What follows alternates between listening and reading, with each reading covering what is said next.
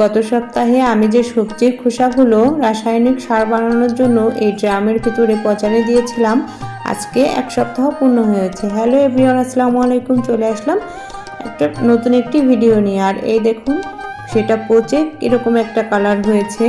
তো আমি এই বালতিতে আর কি সেঁকে নেব প্রথমে একটা জালির সাহায্যে, কারণ ওই সবজির পচা খোসাগুলো সহ দিলে গাছে ছত্রাক বা ফাঙ্গাসে আক্রমণ করবে, যার কারণে আমি এই জালির মাধ্যমে সেঁকে নিচ্ছি পানিটা। তো এভাবে সেঁকা হয়ে গেলে তারপরে সব গাছে দিয়ে দিচ্ছি। সব গাছে বলতে শুধু লাউ গাছে আর মিষ্টি কুমড়া গাছে দিচ্ছি।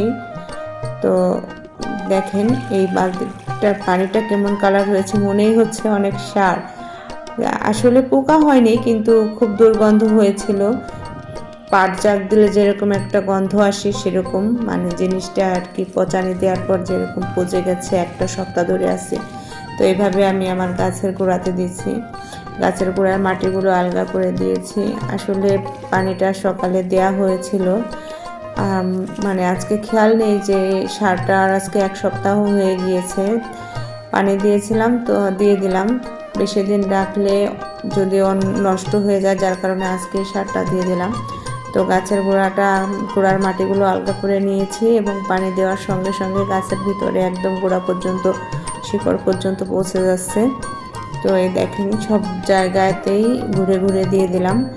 মাশাআল্লাহ, আসলে লাউ গাছে এত পরিচর্যা করতেছি, শীত আসছে, তারপরেও যথেষ্ট আমার মন মতো গাছ হচ্ছে না, ছড়াচ্ছে না গাছগুলো। মাচায় একটু জায়গার ভিতরেই সীমাবদ্ধ রয়েছে, যার কারণে লাউ আসতেছে না ভালো।